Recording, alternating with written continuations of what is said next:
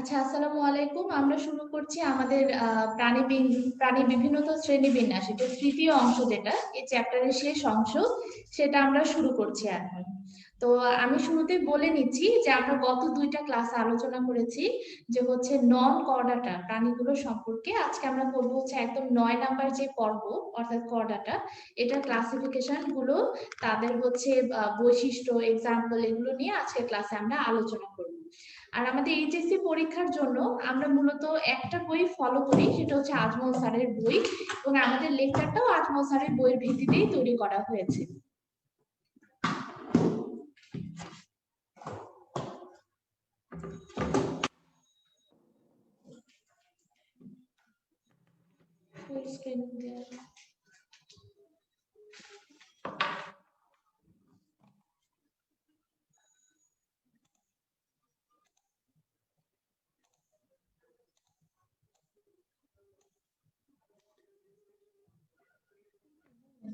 মানে একটা পুরো আসবে না।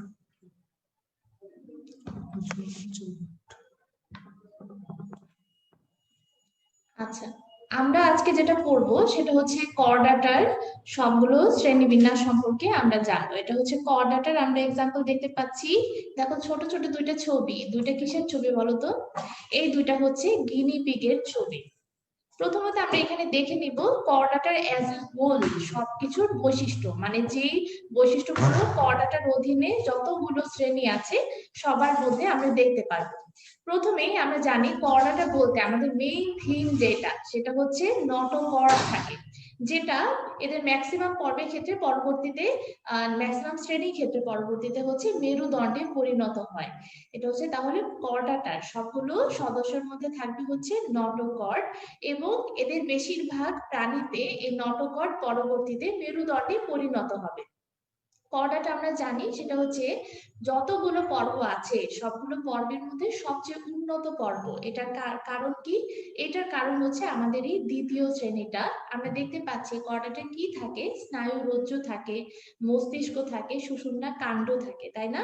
এগুলোর কারণে তারা হচ্ছে সর্বশ্রেষ্ঠ যে পর্ব, সেটা হচ্ছে করডাটা। এদের মধ্যে থাকে হচ্ছে ফুলকারন্ধ্র, থাকবে হচ্ছে এন্ডোস্টাইল। রক্ত সংবহনতন্ত্র কি ধরনের? বদ্ধ। আমরা জানি রক্ত সংবহনতন্ত্র দুই ধরনের, মুক্ত এবং বদ্ধ। করডাটা সব প্রাণীর রক্ত সংবহনতন্ত্র হচ্ছে বদ্ধ এবং পোর্টাল তন্ত্র বিদ্যমান। এদের হৃৎপিণ্ড অঙ্কীয় দেশে অবস্থান করে। অঙ্কীয় দেশ মানে হচ্ছে সামনের দিকে। আমরা মানুষের কথা চিন্তা করলে আমরা দেখতে পাবো হৃৎপিণ্ড কোন দিকে অবস্থান করে? অঙ্কীয় দেশে।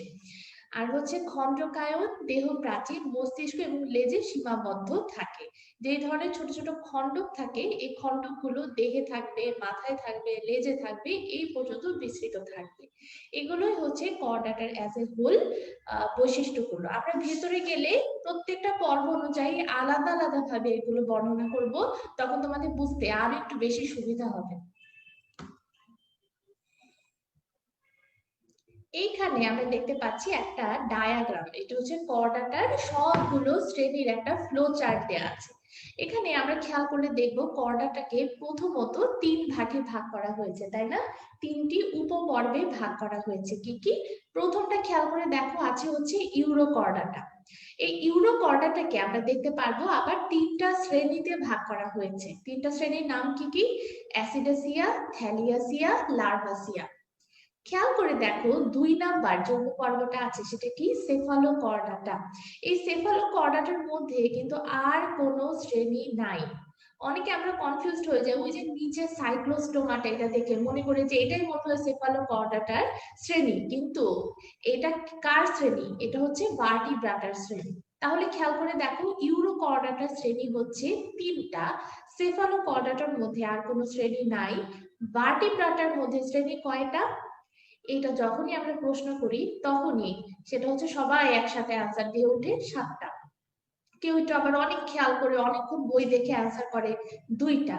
কিন্তু সত্যি কথা বলতে এটা অ্যান্সার কি হবে? খেয়াল করে দেখো, ভার্টিব্রাটাকে প্রথমত 2টা মানে হচ্ছে সুপার ক্লাস, অধি শ্রেণীতে ডিভাইড করা হচ্ছে। কি কি? একটা হচ্ছে সাইক্লোস্টোমাটা আর একটা হচ্ছে ন্যাথোস্টোমাটা। দুইটা কি? দুইটা হচ্ছে সুপার ক্লাস।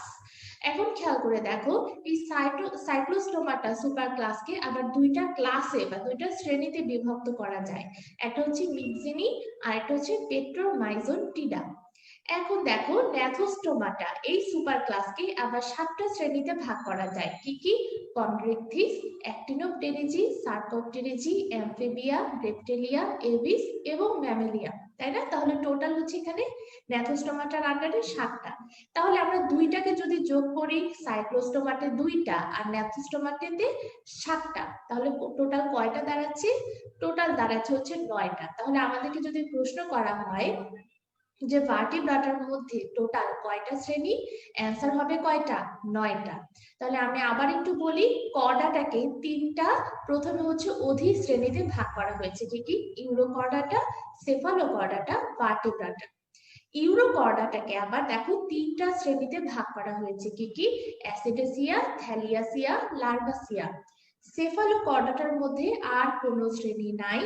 ভার্টিব্রাটাকে প্রথমত 2টা অধিশ্রেণী বা সুপার ক্লাসে ভাগ করা হয়েছে। কি কি? Cyclostomata, Gnathostomata. সাইক্লোস্টোমাটাকে 2টা শ্রেণী মিক্সিনি, পেট্রোমাইজোটিডাতে ভাগ করা হয়েছে এবং ন্যাথোস্টোমাটাকে 7টা শ্রেণীতে ভাগ করা হয়েছে। তাহলে ভার্টিব্রাটার মধ্যে টোটাল শ্রেণী হচ্ছে 9টি। এখন আমরা চলে আসবো ইউরোকর্ডাটাতে। খেয়াল করে দেখো, এই ইউরোকর্ডাটার হচ্ছে যে 3টা শ্রেণী, এই 3টা শ্রেণী ছোট ছোট সংক্ষিপ্তকারে আমরা একটু পরে বর্ণনাগুলো পড়বো। প্রথমে আমরা জেনে নিই ইউরোকর্ডাটার 3টার নাম কি কি? অ্যাসিডেসিয়া, থ্যালিয়াসিয়া, লার্ভাসিয়া। খেয়াল করে দেখো, আমরা সবাই কম বেশি এটিএম বুথের নাম শুনি, তাই না? যেটা দিয়ে হচ্ছে টাকা তোলা হয়, তাই তো? এই এটিএম থেকে আমরা মনে রাখবো এটিএল। এটিএল, এ তে অ্যাসিডেসিয়া, টি তে হচ্ছে থ্যালিয়াসিয়া, এল এ হচ্ছে লার্ভাসিয়া। এখন আমরা নামগুলো থেকে তাদের বর্ণনাগুলো একটু মনে রাখার চেষ্টা করব। দেখো, কিছু জিনিস কিন্তু একদম মুখস্থ করতে হয় না, কিছু জিনিস একটু বুদ্ধি দিয়ে মনে রাখতে হয়। তাহলে পরীক্ষায় দেখা যায় মাথার উপর অনেকটাই চাপ কমে। সবকিছু মুখস্থ করতে গেলে কি হয়, পরীক্ষার মধ্যে একটার সাথে আরেকটা প্যাচ লেগে যায়। খেয়াল করে দেখো, এই 3টা নামের মধ্যে কোন নামটা দেখে মনে হচ্ছে যে এটার মধ্যে লেজ থাকতে পারে? লার্ভাসিয়া। কেন? দেখো, লতে হচ্ছে লেজ, লতে হচ্ছে লার্ভাসিয়া। আমি আবারও বলছি, লতে হচ্ছে লেজ, লতে হচ্ছে লার্ভাসিয়া। কাজেই লার্ভাসিয়ায় লেজ থাকবে এবং প্রথম 2টায় অর্থাৎ অ্যাসিডেসিয়া এবং থ্যালিয়াসিয়া এই 2টার মধ্যে লেজ নাই। এখন খেয়াল করে দেখো, লার্ভাসিয়া, এইখান থেকে আমরা কি মনে রাখতে পারি? ব্যাঙের যে ছোট ছোট বাচ্চা, সেগুলোকে আমরা কি বলি? সেগুলোকে আমরা বলি হচ্ছে ব্যাঙাচি। ব্যাঙাচি ব্যাঙের কি দশা? ব্যাঙাচি হচ্ছে ব্যাঙের লার্ভা দশা। এখান থেকে আমরা মনে রাখতে পারি লার্ভেসিয়ার আকৃতি কেমন? ব্যাঙাচি আকৃতির। ব্যাঙের লার্ভা কি? ব্যাঙাচি। এখান থেকে মনে রাখবো লার্ভেসিয়ার আকৃতি হচ্ছে ব্যাঙাচি আকৃতির। তাহলে ল দিয়ে হচ্ছে লার্ভাসিয়া, ল দিয়ে লেজ, ব্যাঙের লার্ভার নাম ব্যাঙাচি, তাই লার্ভেসিয়ার আকৃতি কেমন? ব্যাঙাচি আকৃতির। এখন চলে আসবো আমরা থ্যালিয়াসিয়া। এখান থেকে মনে রাখবো থ্যালিয়াসিয়া, এই থ্যালি থেকে মনে রাখবো থালা। আমরা যখন ভাত খাই, আমরা যখন ফল খাই, আমাদের প্লেট অর্থাৎ থালার উপর কি থাকে? লেবু থাকে, পেঁপে থাকে। এখান থেকে মনে রাখবো থ্যালিয়াসিয়া অর্থাৎ থালা, এটার উপর থাকবে লেবু, পেঁপে। আসলে ওখানে লেখা আছে বইয়ের মধ্যে লেবু বা পিঁপে আকৃতির। এই পিঁপে থেকে আমরা মনে রাখবো পেঁপে, তাহলে মনে রাখতে আমাদের সুবিধা হবে। জাস্ট একটা জিনিস আমাদের একটু মুখস্থ রাখতে হবে এখানে, অ্যাসিডেসিয়া। অ্যাসিডেসিয়ার আকৃতি কেমন? স্ফীতকায় বা নলাকার।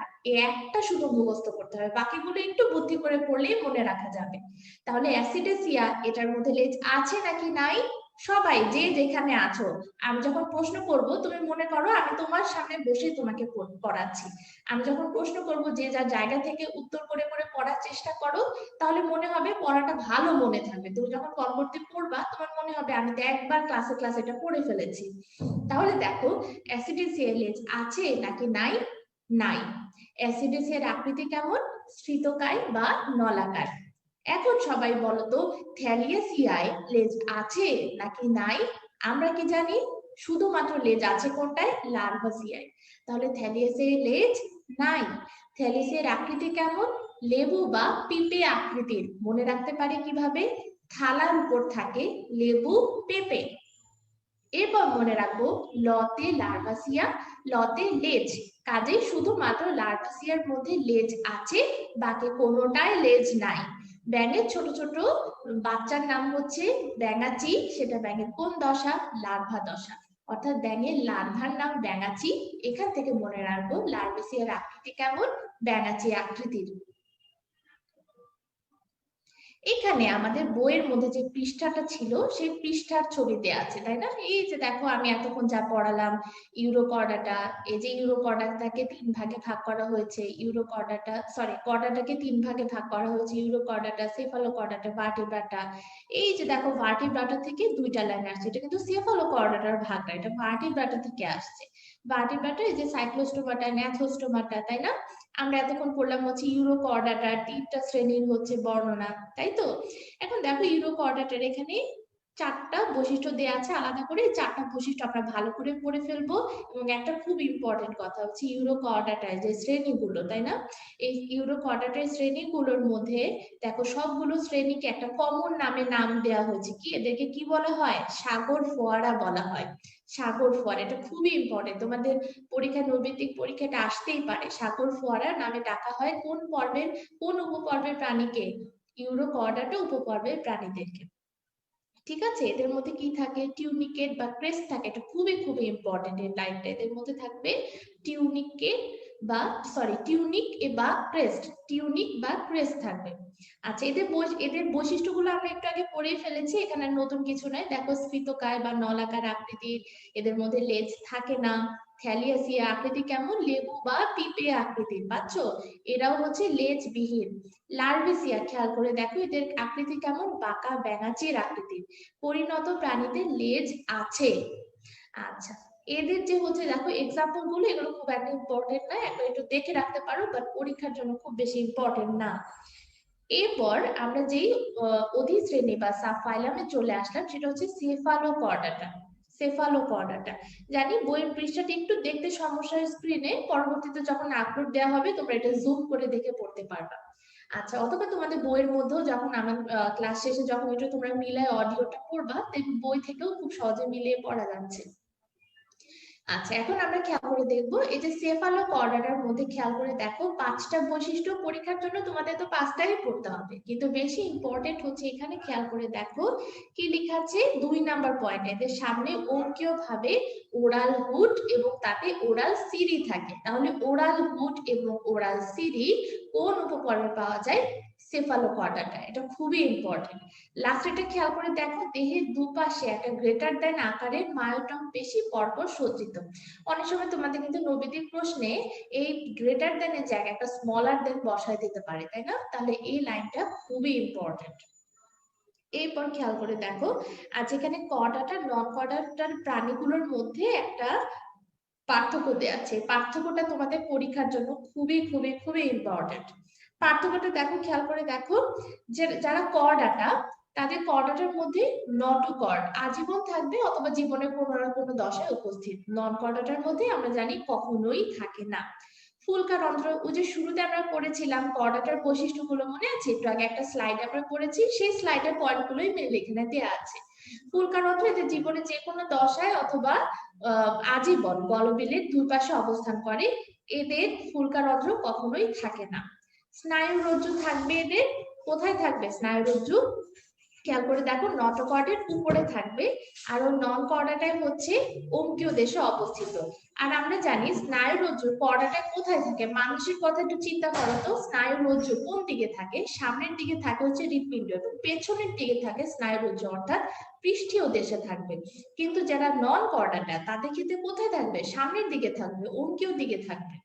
লেজ, এদের জীবনের শুরুতে থাকে লেজ অথবা আজীবন থাকতে পারে। শুধু এক্সাম্পল হিসেবে কার নাম বলা যাবে না, মানুষের নাম বলা যাবে না এখানে। আচ্ছা, আর তাদের নন কর্ডাটার হচ্ছে কোনো প্রকৃত লেজ থাকে না। হৃদযন্ত্র কোথায় থাকে? দেখো অঙ্কীয় দেশে অবস্থিত, আর এদের থাকবে কোথায়? পৃষ্ঠীয় দেশে। হিমোগ্লোবিন আমরা জানি, যেমন মানুষের কি থাকে, মানুষের রক্ত কণিকার মধ্যে হচ্ছে হিমোগ্লোবিন অবস্থিত, আর ওতে থাকতেও পারে নাও থাকতে পারে, এবং থাকলেও সেটা কোথায় থাকবে, রক্ত কণিকার মধ্যে থাকবে না, এটা রক্ত রসে দ্রবীভূত থাকবে। আচ্ছা, এরপর আমরা চলে যাব এটার পরবর্তী স্লাইড থেকে আমরা ভার্টিব্রাটাটা পড়বো।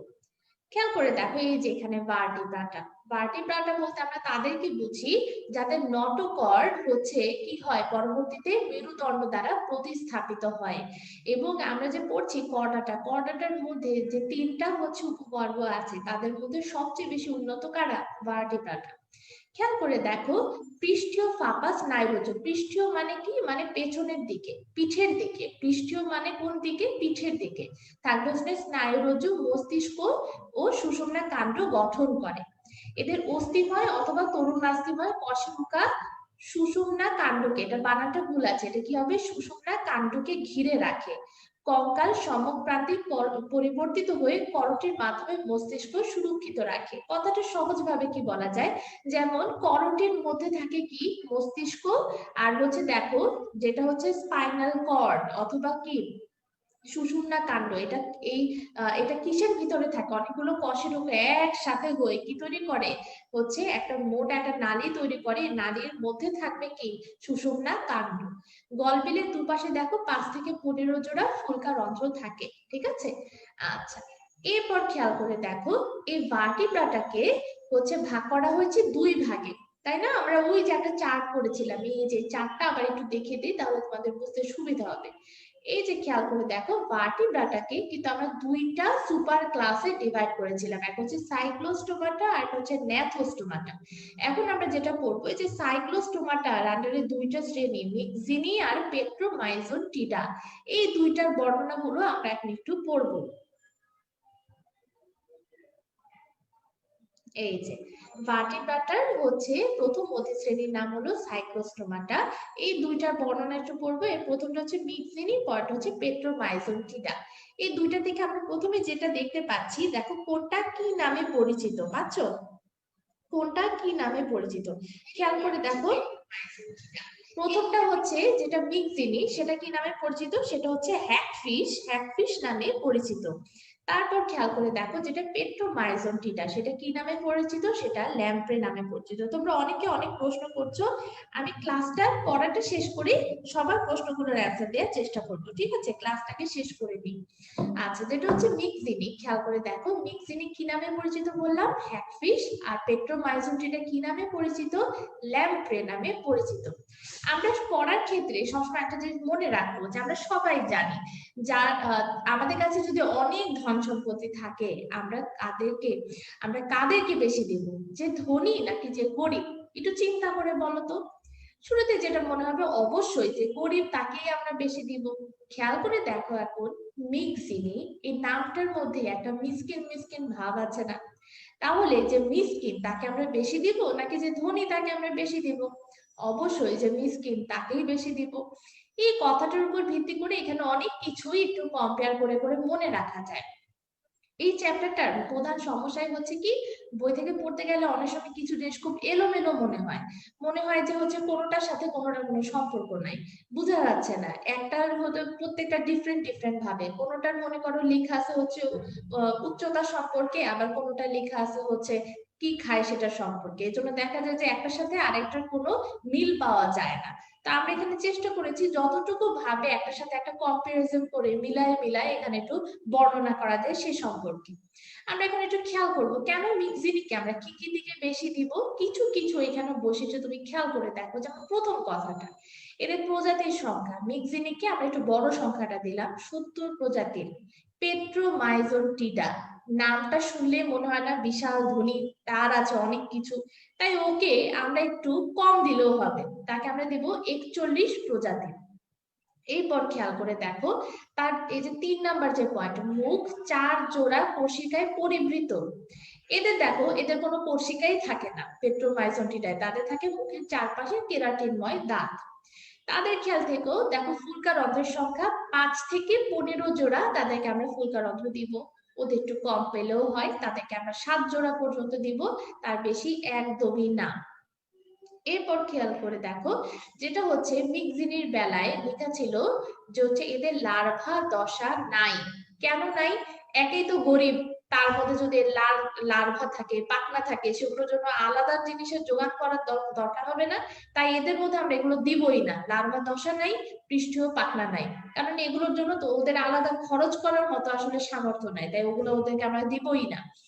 এদের হচ্ছে অনেক কিছু আছে, সেগুলোকে রাখা পালার সামর্থ্য সবই আছে, তাই ওদেরকে আমরা এগুলো একটু বেশি করে দিব। তাদের লার্ভা দশা আছে, পৃষ্ঠীয় পাখনাও আছে। এইভাবে আমরা একটু বুদ্ধি করে করে একটার সাথে আরেকটা একটু কম্পেয়ার করে করে পড়ার চেষ্টা করবো সবসময়।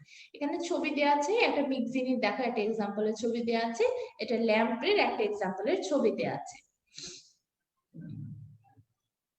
এখন আমরা শুরু করব, যে আমি একটু আগে পড়েছি ভার্টিব্রাটা। ভার্টিব্রাটার হচ্ছে প্রথম যে অধিশ্রেণীটা আমরা পড়লাম, বা হচ্ছে প্রথম যে সুপার ক্লাসটা আমরা পড়লাম, সেটা হচ্ছে কি ছিল? সেটা ছিল হচ্ছে, খেয়াল করে দেখো, এই যে সাইক্লোস্টোমাটা। পরের যে সুপার ক্লাস সেটা কি? সেটা হচ্ছে ন্যাথোস্টোমাটা। এই ন্যাথোস্টোমাটার আন্ডারে আবার 7টা শ্রেণী আছে। 7টা শ্রেণীর মধ্যে প্রথম শ্রেণীটা কি? প্রথম শ্রেণীটা হচ্ছে কন্ড্রিকথিস। প্রথম শ্রেণীর নাম হচ্ছে কন্ড্রিকথিস। এই কন্ড্রিকথিসের আন্ডারে যতগুলো বৈশিষ্ট্য আছে সবগুলোকে একটা লাইন, একটা ছন্দের মাধ্যমে মনে রাখা সম্ভব। লাইনটা কি? আসো সবাই একসাথে পড়বো। তরুণ প্লেয়ার হেঁটে 5 থেকে 7 জোড়া ফুল আনলো। তরুণ প্লেয়ার হেঁটে 5 থেকে 7 জোড়া ফুল আনলো। এখন দেখো কোনটা দিয়ে কি হয়? তরুণ দিয়ে মনে রাখবো তরুণাস্থিময়। এই মাছগুলোর যে দেহ কঙ্কাল, এটা কি? তরুণাস্থিময়। প্লেয়ার দিয়ে মনে রাখবো প্ল্যাকয়েড, তাই না? এদের আইসগুলো কেমন? প্ল্যাকয়েড। হেঁটে দিয়ে মনে রাখবো হেটারো সার্কাল। এদের লেজটা কেমন হবে? Hetero circle. 5 থেকে 7 জোড়া ফুল দিয়ে মনে রাখবো এদের থাকবে 5 থেকে 7 জোড়া ফুলকা রন্ধ্র। তাই আমরা আবার একটু বলি, তরুণ দিয়ে মনে রাখবো তরুণাস্থিময়, এদের অন্তকঙ্কাল তরুণাস্থিময়। প্লেয়ার দিয়ে মনে রাখবো কি? প্ল্যাকয়েড, প্ল্যাকয়েড আইস। হেঁটে দিয়ে মনে রাখবো হেটারো সার্কাল, হেটারো সার্কাল হচ্ছে লেজ। 5 থেকে 7 জোড়া ফুল দিয়ে 5 থেকে 7 জোড়া ফুলকা রন্ধ্র। এখন হেটারো সার্কাল কথাটা দিয়ে আমরা কি বোঝাচ্ছি? হেটারো সার্কাল লেজ, দেখো খেয়াল করো নিচে একটা এক্সাম্পলের ছবি দেওয়া আছে, তাই না? কন্ড্রিকথিসের একটা এক্সাম্পলের ছবি দেওয়া আছে, এটাতে আমরা মনে রাখবো। খেয়াল করে দেখো লেজের ছবিটা, একটা অংশ একটু বেশি বড় আর একটা অংশ একটু ছোট। এক একটা দেখো দুইটা অংশ দেখতে দুই রকম, এটাকে বলা হচ্ছে হেটারো। আমরা অলওয়েজ মনে রাখবো হেটারো বলতে বোঝায় ভিন্ন, হোমো বলতে বোঝায় হচ্ছে একই রকম। যে কোনো জায়গায় এটা, এখানে হেটারো সার্কেল বলতে বোঝানো হয়েছে লেজ এক একটার অংশ, একটা অংশ একটু বড় থাকবে আর একটা অংশ একটু ছোট থাকবে, এটাই হচ্ছে হেটারো সার্কেল। এরপর আমরা এখন যেটা করব সেটা হচ্ছে অ্যাক্টিনোপটেরিজিড। এটা শুরু করার আগে বলি, এই অ্যাক্টিনোপটেরিজিড বৈশিষ্ট্য আমাদেরকে এখন আর কষ্ট করে মুখস্থ করতে হবে না। কেন মুখস্থ করতে হবে না? তাহলে আমরা কিভাবে পারবো? পারবো হচ্ছে একটু আগে যে আমরা পড়লাম কন্ড্রিকথিস, সেই কন্ড্রিকথিসের বৈশিষ্ট্যগুলোকে যদি আমরা উল্টায় দেই তাহলেই সেটা হয়ে যাবে কি? অ্যাক্টিনোপটেরিজিড বৈশিষ্ট্য। তাহলে আমরা ওই বৈশিষ্ট্য না যে একটু চেষ্টা করি আগে কনভেক্টিসের বৈশিষ্ট্যগুলো দিয়ে মনে রাখা যায় কিনা। খেয়াল করে দেখো এখানে আমরা কি পড়েছিলাম? তরুণাস্থিময়। তাহলে এটাকে উল্টায় দিলে কি হবে? অস্থিময়। তাহলে কি হবে? দেখো অ্যাক্টিনোপটেরিজিড বৈশিষ্ট্যগুলো কেমন, সরি অন্তকঙ্কালটা কেমন? অস্থিময়। এটার মধ্যে খেয়াল করো প্ল্যাকয়েড। প্ল্যাকয়েডকে উল্টায় দিলে কি হবে? প্ল্যাকয়েডের উল্টা মানে প্ল্যাকয়েড ছাড়া অন্য কি ধরনের আইস হতে পারে? সাইক্লয়েড হতে পারে, টিনয়েড হতে পারে। একটু পরে আইসের ছবিগুলো দিয়ে একটা স্লাইড আছে, ওটা তোমাদেরকে দেখা দেবে, এখন জাস্ট নামগুলো একটু মনে রাখো। প্ল্যাকয়েড ছাড়া কি ধরনের আইস হতে পারে? দুই ধরনের আর আইস হতে পারে, একটা হচ্ছে সাইক্লয়েড, টিনয়েড। তাহলে ওর থাকবে প্ল্যাকয়েড, অ্যাক্টিনোপটেরিজিড জায়গায় থাকবে হচ্ছে সাইক্লয়েড বা টিনয়েড। এখানে আছে হেটারো সার্কেল, তাহলে ওখানে কি থাকবে? ওখানে থাকবে হচ্ছে হোমো সার্কেল, অর্থাৎ লেজের দুইটা অংশ দুইটাই হচ্ছে একটা আরেকটার সমান, দুইটাই একদম সমান টাইপের অংশ থাকবে। এখানে থাকবে 5 থেকে 7 জোড়া ফুলকা রন্ধ্র, আর ওদের জায়গায় আছে হচ্ছে মাথার দুই পাশে, অর্থাৎ ডান পাশে বা পাশে একটা একটা হচ্ছে ফুলকা রন্ধ্র থাকবে। তাহলে টোটাল থাকবে কয়টা? একটা একটা মানে দুইটা, অর্থাৎ 2 জোড়া।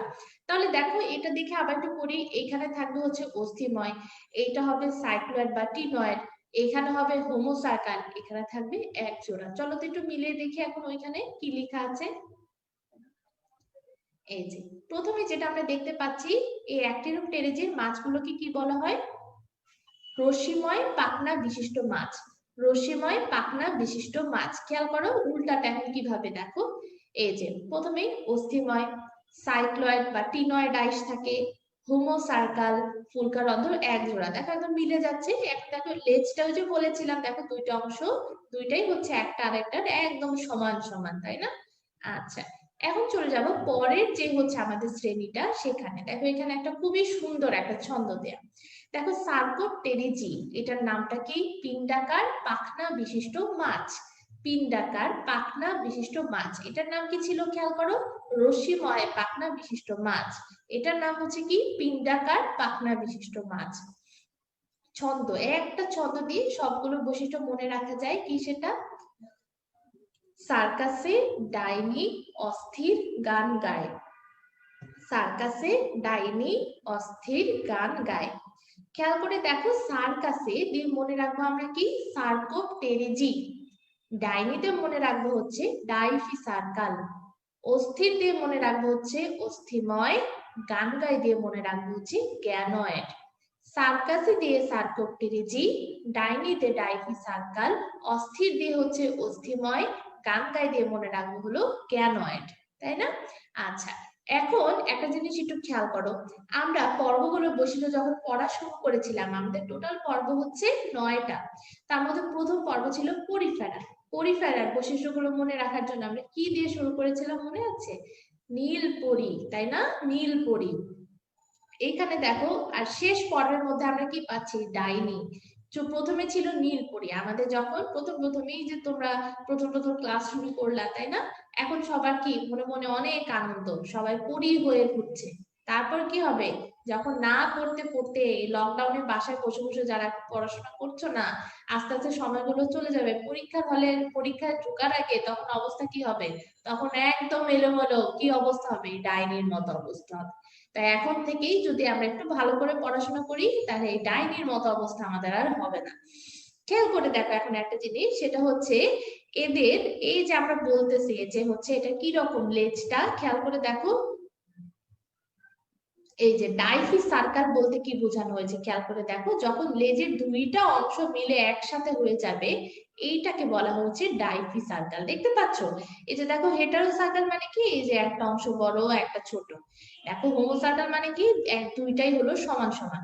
ডাইফি সার্কাল মানে এই দুইটা একসাথে হয়ে যাবে, এটাই হচ্ছে ডাইফি সার্কাল। তাহলে এই মাছের ছবিটা একটু খেয়াল করে দেখো, দুইটা অংশ একসাথে হয়ে যাচ্ছে, এটাই হচ্ছে ডাইফি সার্কাল। এখানে দেখো আইসগুলোর ছবি দেওয়া হয়েছে, খেয়াল করে দেখো কি কি। আচ্ছা, এটা একটু জুম আউট করে নি।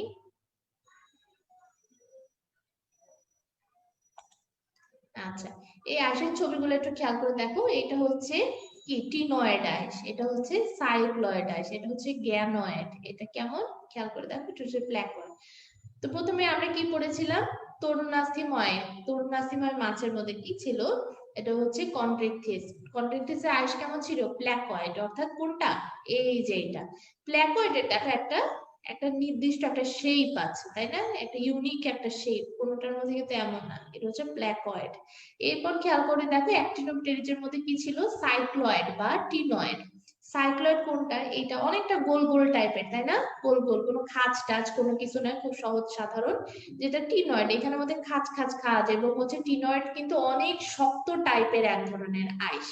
আর লাস্টেটা যেটা আমরা পড়েছি সার্কোপটেরিজি। এই সার্কোপটেরিজির আইসগুলো কেমন ছিল? গ্যানয়েড।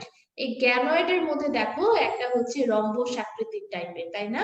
এবং এটা খুবই চকচকে, দেখতে পাচ্ছ? অনেকটাই হচ্ছে খুব শাইনি মনে হচ্ছে ছবিটা দেখে। এটা খুবই চকচকে ধরনের এক ধরনের আইস। এই ছবিটা দিয়ে আমরা একটু একটু মনে রাখার চেষ্টা করব।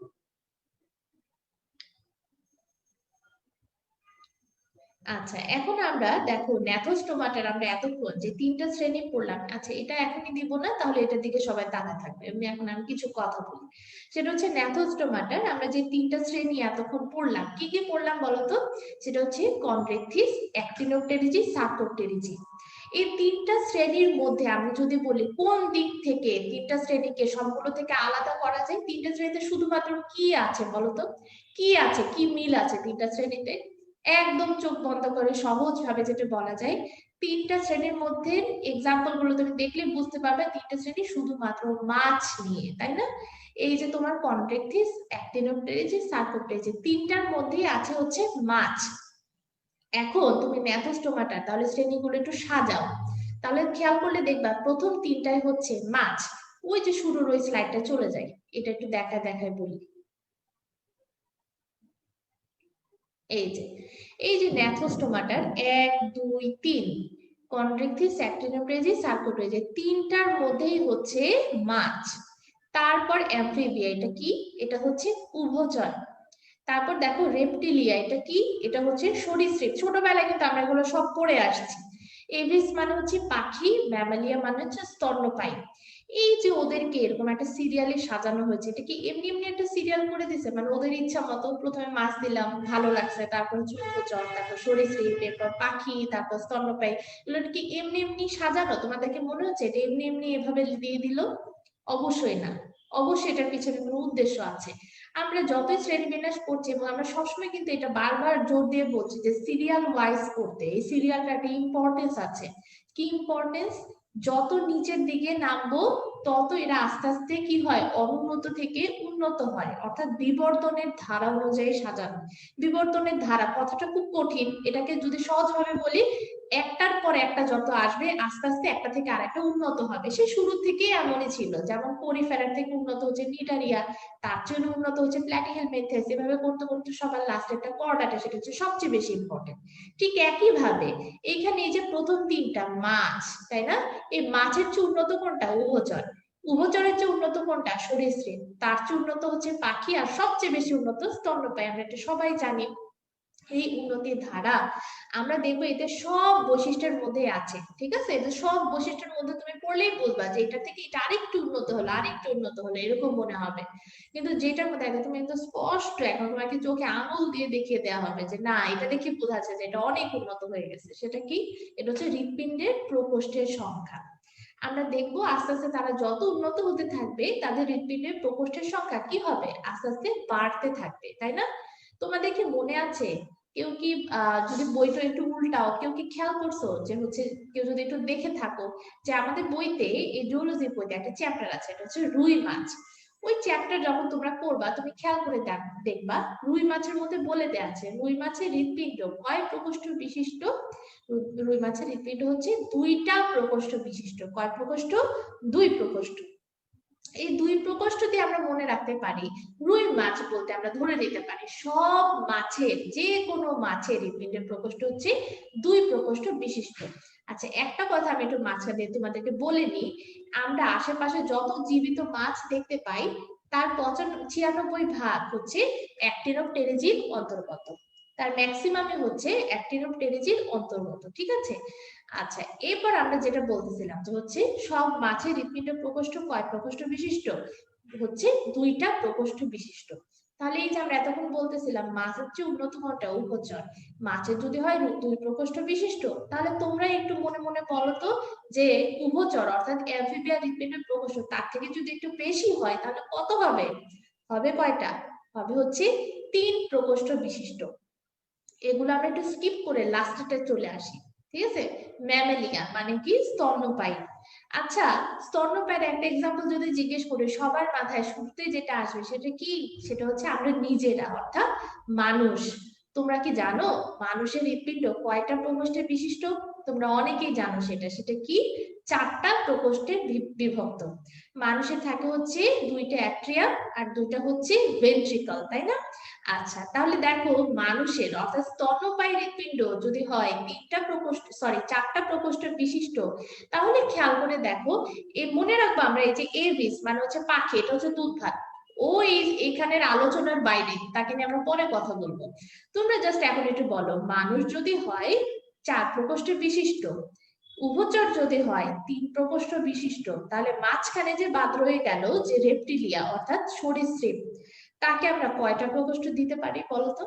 ওকে দিলাম তিনটা, ওকে দিলাম চারটা। মাঝখানে হচ্ছে রেপ্টেলিয়া অর্থাৎ সরীসৃপ, তাকে কয়টা দেয়া যায়? এটাকে সহজভাবে যদি আমি মনে রাখতে চাই, তাহলে আমি বলবো ওকে আমি দিব হচ্ছে 3.5টা। ওকে আমি 3টাও দিব না, ওকে আমি 4টাও দিব না, মনে রাখার জন্য যেটা মনে রাখবো তাকে দিলাম হচ্ছে আমরা 3.5টা। কিন্তু তুমি একটু চিন্তা করে দেখো তো, যে বইয়ের মধ্যে যদি এই কথাটি ভাবে লেখা থাকে যে সরীসৃপের হৃৎপিণ্ড 3.5টি প্রকোষ্ঠে বিভক্ত, কথাটা কি শুনতে একদমই ভালো শোনা যাচ্ছে? না, একদমই ভালো শোনা যাচ্ছে না।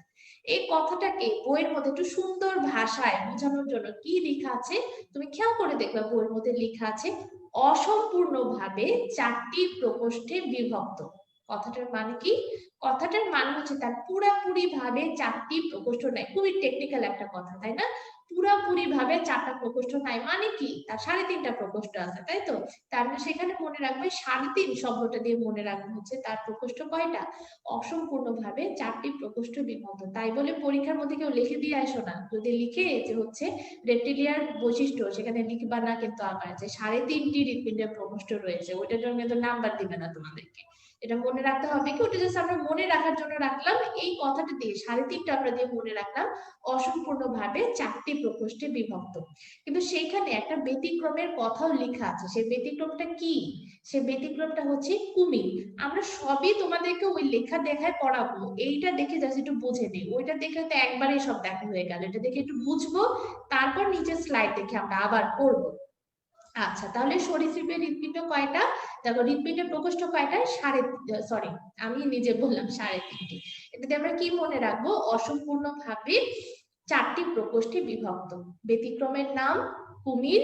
কুমিরের হৃৎপিণ্ডের প্রকোষ্ঠ কয়টা, সম্পূর্ণভাবে 4টি প্রকোষ্ঠে বিভক্ত। চলে আসবো সেই দুধ ভাতে, যাকে আমরা আলাদা করে রাখছিলাম, কি সেটা? সে হচ্ছে পাখি অর্থাৎ এভিস। তাকে আলাদা করে কেন রাখলাম? কারণ হচ্ছে পাখি হচ্ছে একদম ঋষি মনীষী, মানে কি কে কয়টা পেলো না পেলো তাতে পাখির কোনো কিছু যায় আসে না। সে হচ্ছে এই দিন দুনিয়া যাবতীয় লোভ লালসার ঊর্ধ্বে। তাই পাখিকে খুশি হয়ে একদম আমরা মানুষের সমাজ, স্তন্যপায়ী সমাজ সম্পূর্ণভাবে বিভক্ত 4টি প্রকোষ্ঠ দিয়ে দিলাম।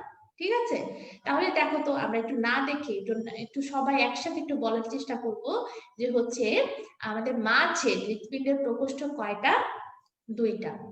এরপর আসবে হচ্ছে উভচরে, তাদের হৃৎপিণ্ডের প্রকোষ্ঠ কয়টা, 3টা।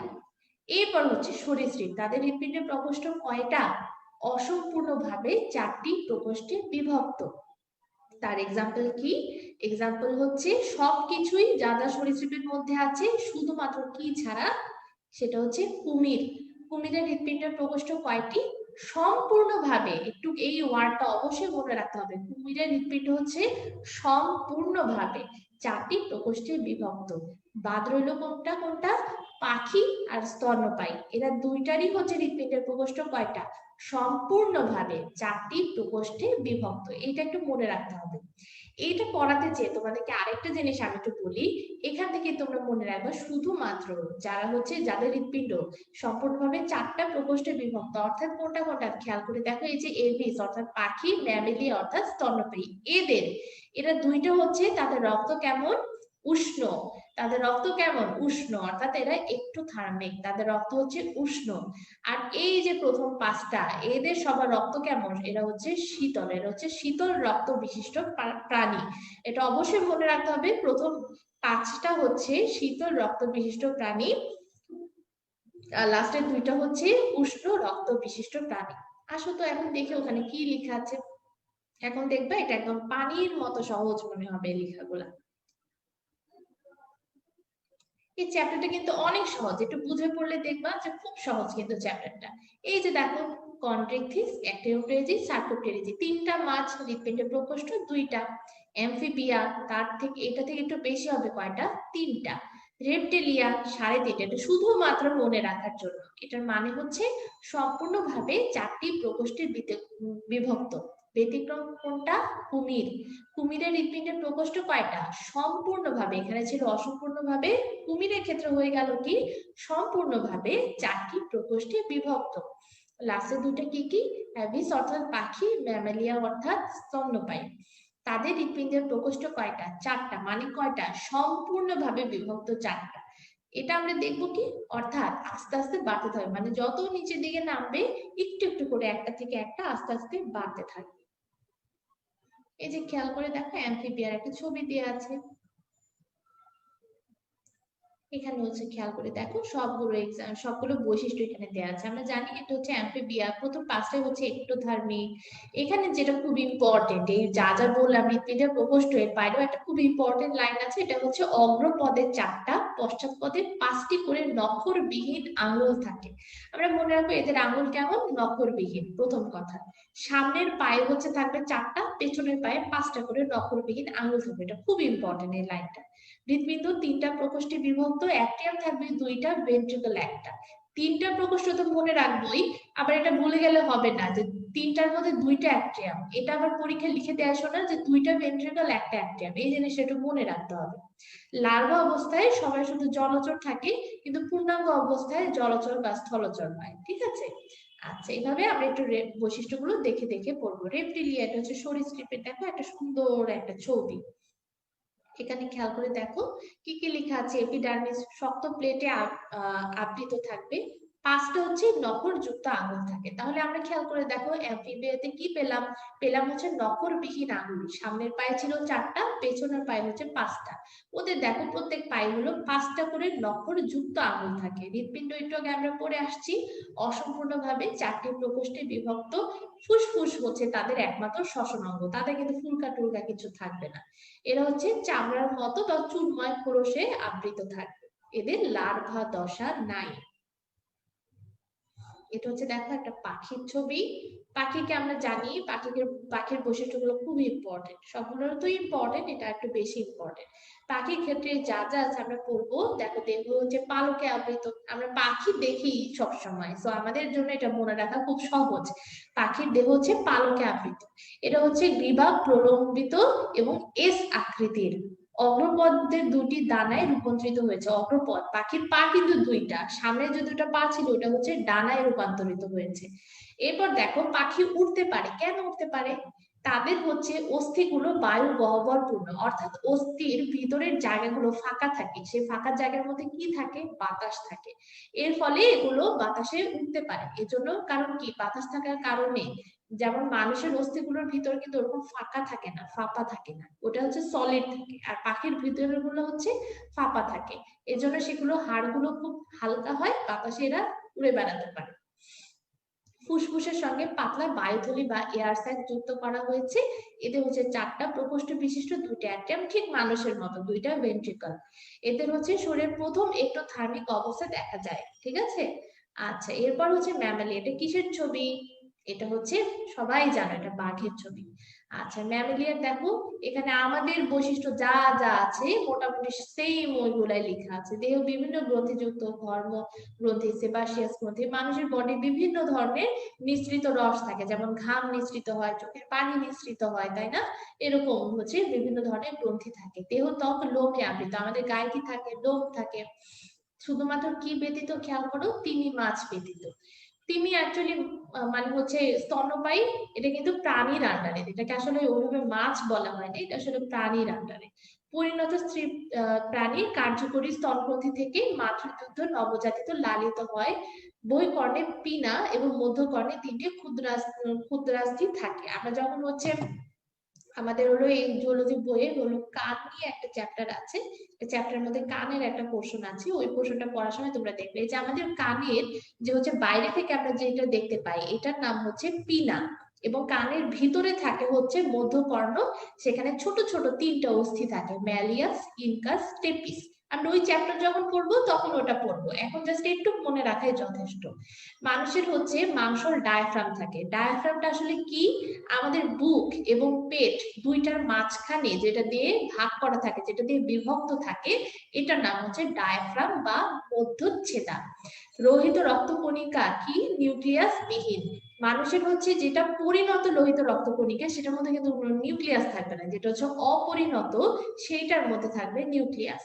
হৃৎপিণ্ড আমরা জানি সম্পূর্ণভাবে 4 প্রকোষ্ঠে বিভক্ত, এবং রক্ত কি এন্ডোথার্মিক, অর্থাৎ উষ্ণ রক্ত বিশিষ্ট প্রাণী আমরা। আচ্ছা এখন খেয়াল করে দেখো বইয়ের লাস্টে দিকে অনেকগুলো পার্থক্য দেয়া আছে। এই পার্থক্যগুলো কিন্তু আমরা মোটামুটি সবাই পড়েই ফেলছি এতক্ষণে, তাই না? তাও একটু আমরা একসাথে দেখে নিব। মেরুদণ্ডী প্রাণী, অমেরুদণ্ডী প্রাণী, খেয়াল করে দেখো একটু আগে আমরা যা যা পড়ে আসছি। মেরুদণ্ডী প্রাণীর হচ্ছে কি থাকবে? মেরুদণ্ড থাকবে। মেরুদণ্ড থাকবে, অমেরুদণ্ডী প্রাণীতে মেরুদণ্ড অনুপস্থিত। স্নায়ুবজ্র থাকে পৃষ্ঠদেশে, অমেরুদণ্ডী প্রাণীর ঊর্ধ্বীয় দেশে। একটু আগে আমরা এগুলো জেনে আসছি। প্রতিসাম্য হচ্ছে কি? মেরুদণ্ডী প্রাণী যেমন মানুষ, আমরা কি দ্বিপার্শ্বীয় প্রতিসাম্য। এতে বিভিন্ন ধরনের প্রতিসমতা দেখা যায়। আমাদের হৃৎপিণ্ড কোন দিকে থাকে? অঙ্কীয় দেশে, অর্থাৎ সামনের দিকে থাকে। আর হচ্ছে অমেরুদণ্ডী প্রাণীতে যদি থাকে তাহলে পৃষ্ঠদেশে, ঠিক আছে? আর না থাকলে তো নাই। আমাদের লোহিত রক্তকণিকা থাকবে, আহ হিমোগ্লোবিন থাকবে লোহিত রক্তকণিকার ভিতরে। অমেরুদণ্ডী প্রাণীতে থাকে না ইউজুয়ালি, যদি থাকে তবে সেটা থাকবে রক্তরসে দ্রবীভূত। মস্তিষ্ক অবশ্যই থাকে, তাই না? তো আমাদের মস্তিষ্ক থাকবে কিসের ভিতরে? করটির ভিতরে সুরক্ষিত থাকে, অর্থাৎ মাথার যে খুলি এটার ভিতর, স্কাল, এটার ভিতরে সুরক্ষিত থাকে। আর অমেরুদণ্ডী প্রাণীদের মস্তিষ্ক থাকতেও পারে, নাও থাকতে পারে। যদি থাকেও সেটা করটি দিয়ে, অর্থাৎ মাথার খুলি বা স্কাল, এটা দিয়ে আবৃত থাকবে না। অন্তঃকঙ্কাল কি দিয়ে গঠিত হয়? অস্থি এবং তরুণাস্থি দিয়ে। আর অমেরুদণ্ডী প্রাণীতে সাধারণত অন্তঃকঙ্কাল থাকে না, যদি থাকেও সেটার মধ্যে অস্থি তরুণাস্থি থাকবে না। আচ্ছা, এরপর হচ্ছে খেয়াল করে দেখো এখানে মাছ, উভচর, সরীসৃপ, পাখি, স্তন্যপায়ী এগুলোর মধ্যে অনেকগুলো হচ্ছে পার্থক্য দেওয়া আছে। আমরা এতক্ষণ যা যা পড়লাম সবগুলো দিয়ে কিন্তু এগুলো মোটামুটি হয়ে যাবে, ঠিক আছে? এখানে জাস্ট কয়েকটা জিনিস একটু খেয়াল করে আমি বলে দিচ্ছি। শ্বসন অঙ্গ শুধু মাছের ক্ষেত্রে হচ্ছে ফুলকা, আর সবার ক্ষেত্রে হচ্ছে ফুসফুস, ঠিক আছে? রক্ত খেয়াল করে দেখো, আমরা জানি প্রথম হচ্ছে এই যে এখানে মৎস্য, উভচর, সরীসৃপ এই সবগুলো হচ্ছে শীতল, শুধুমাত্র পাখি আর মানুষের ক্ষেত্রে হচ্ছে উষ্ণ। করেটিক স্নায়ু শুধু প্রথম দুইটাই হচ্ছে 10 জোড়া, বাকি সবগুলাই হচ্ছে 12 জোড়া, ঠিক আছে? এভাবে এগুলো আমরা আস্তে আস্তে একটু পড়ে নিব, এগুলো খুবই সহজ ভাবে দেওয়া আছে। তুমি যা যা পড়ছো সেগুলো একটু আগের সাথে একটু মিলাই মিলাই পড়লে দেখবা অনেক ইজি। আচ্ছা, এখানে হচ্ছে আমরা একটু আগে যা যা পড়লাম কম বেশি ওই কথাগুলো আছে, এখানে নতুন করে তেমন কিছু নাই। এখানে এক্সাম্পল গুলো এটা আমরা খেয়াল করে দেখবো। বাংলা গুলো অবশ্যই জানতে হবে এবং অল্প অল্প করে আমরা ইংরেজি গুলো একটু, অর্থাৎ সাইন্টিফিক নামগুলো একটু দেখার চেষ্টা করব, যাতে পরীক্ষায় যখন দুই একটা এক্সাম্পল চাইলে সেটা যাতে আমরা লিখে দিতে পারি, ঠিক আছে? আচ্ছা, এইখানে খেয়াল করে দেখো তোমাদের জন্য আমি একটু সহজ ভাবে যাতে মনে রাখতে পারো তুমি। হ্যাঁ, যেহেতু আমরা এই শ্রেণীবিন্যাস চ্যাপ্টারে অনেকগুলো পর্ব পড়েছি এবং এক একটা পর্বে এক এক ধরনের লার্ভার কথা অনেক সময় আমাদের মনে রাখতে একটু কঠিন লাগে, তাই না? সেক্ষেত্রে আমরা এখানে একটু লার্ভা গুলার নাম লিখে দিছি। আলিম স্যারের বইয়ের যে লার্ভা গুলার নাম আছে এগুলো তোমাদের দরকার নাই, ঠিক আছে? ওগুলা জাস্ট লিখে দিছি, কেউ যদি বেশি জানতে চাও সে পড়তে পারো। বাট ইউজুয়ালি যে প্রথম দিকে যেগুলো হচ্ছে আজমল স্যারের যে লার্ভা গুলোর নাম সেগুলো এখান দিয়ে মনে রাখতে পারো। আর কেউ যদি জানতে চাও আলিম স্যারের বইটাও মনে রাখতে পারো, এই জন্য সব একসাথে দেয়া আছে। পরিফেরার মধ্যে কি কি পাওয়া যায় দেখো তো? অ্যামফিব্লাস্টুলা, প্যারেনকাইমুলা। নিডারিয়া পর্বে পাওয়া যায় হচ্ছে প্ল্যানুলা। প্লাটিহেলমিনথেসে পাওয়া যায় কি কি দেখো? পিরাসিডিয়াম, রেডিয়া, স্পোরোসিস্ট, সিস্টিসার্কাস।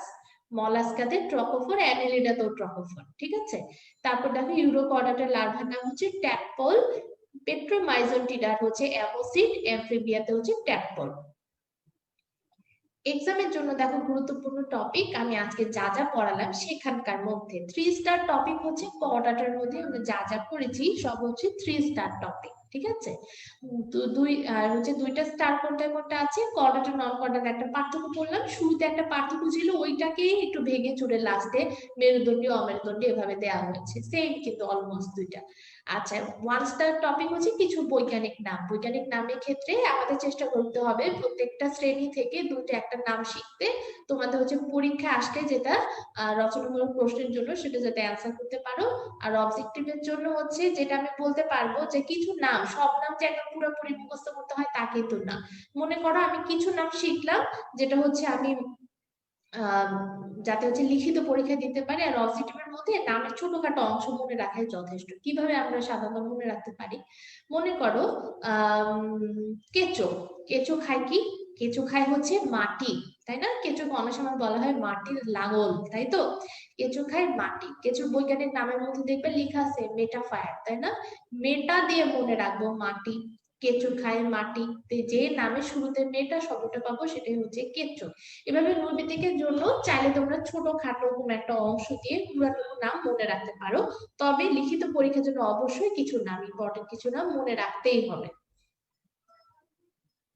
তো আমাদের আজকের লেকচারটা এখানেই শেষ। কারো যদি কোনো প্রশ্ন থাকে প্রশ্ন করতে পারো। এবং সেই সাথে আমাদের কিন্তু শ্রেণীবিন্যাস চ্যাপ্টারটা শেষ। শ্রেণীবিন্যাস চ্যাপ্টারটা কিন্তু তোমাদের একদম এসএসসি থেকে শুরু করে পরবর্তীতে অ্যাডমিশন টেস্ট পর্যন্ত খুবই ইম্পর্টেন্ট প্রশ্ন। এই চ্যাপ্টার থেকে অবশ্যই সব পরীক্ষায় প্রশ্ন থাকবে, একদম নির্ঘাত, খুবই ইম্পর্টেন্ট।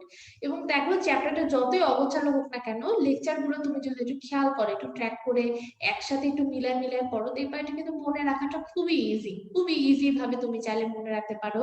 সবকিছু যে মুখস্থ করে মনে রাখতে হয় তা না, একটু বুদ্ধি খাটে, একটু ছন্দ দিয়ে একটার সাথে একটা আমরা একটু দিয়ে দিয়ে মনে রাখবো। আজমল স্যারের বইটা ভালো করে ফলো করবো এবং সাথে লেকচারটা একটু ভালো করে দেখবো। কারো যদি কোনো প্রশ্ন থাকে তোমরা প্রশ্ন করতে পারো।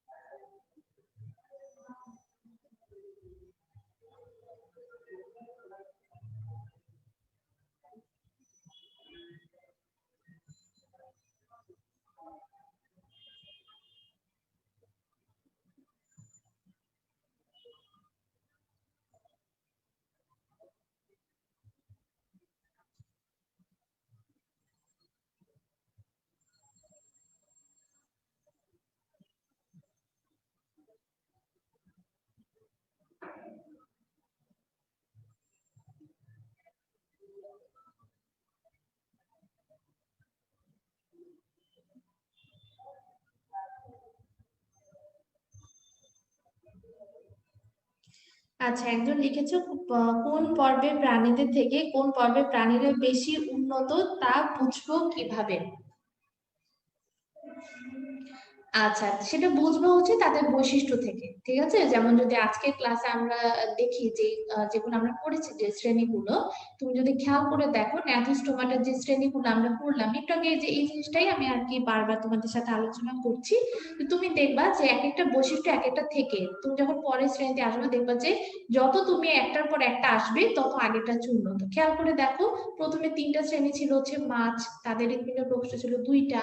ঠিক তার পরেরটা ছিল কি উভচর, সেখানে হৃৎপিণ্ডের প্রকোষ্ঠ হচ্ছে তিনটা। ঠিক তার পরেই হচ্ছে সরীসৃপ, তাদের হচ্ছে কয়টা, সম্পূর্ণভাবে চারটা। তারপর হচ্ছে পাখি স্তন্যপায়ী, তাদের হচ্ছে সম্পূর্ণভাবে চারটা। এবার যখন একটার পর একটা আসবে তুমি দেখবে আস্তে আস্তে উন্নত বিশিষ্ট, প্রথমগুলো ছিল শীতল রক্ত বিশিষ্ট প্রাণী। তারপর যত উন্নত হয় তাদের তারপর হয় হচ্ছে কি উষ্ণ রক্ত বিশিষ্ট প্রাণী। ঠিক আছে, এভাবে হচ্ছে নন কর্ডাটা কর্ডাটা তুমি খেয়াল করে দেখবা, যে তুমি বৈশিষ্ট্যগুলো পড়লে খেয়াল করে দেখবা যে হচ্ছে এক একটা থেকে এক একটা আরো বেশি উন্নত।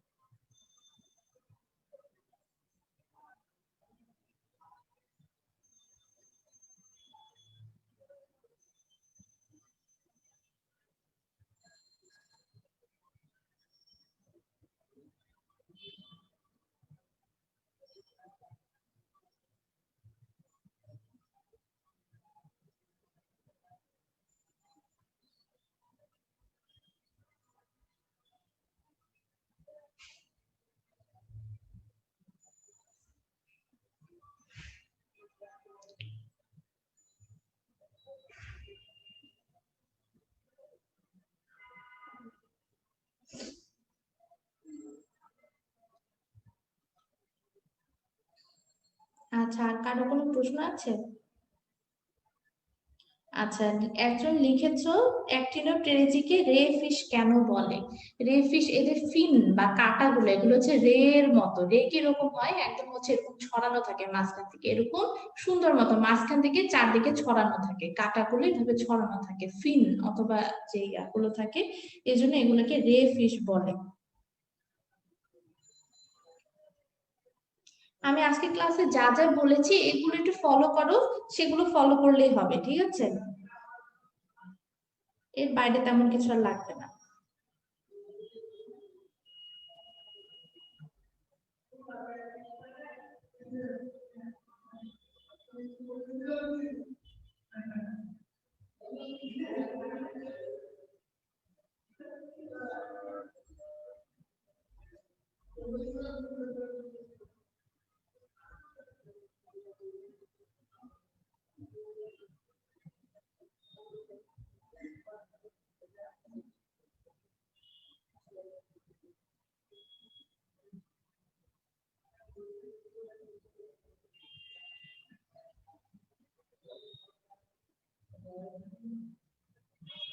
আচ্ছা, সবাইকে ধন্যবাদ। এরপরে যদি কেউ কারো কোনো প্রশ্ন থাকে তোমরা কমেন্ট বক্সে কমেন্ট করতে পারো, আমি সেখানেই অ্যান্সার দিয়ে দেবো, ঠিক আছে?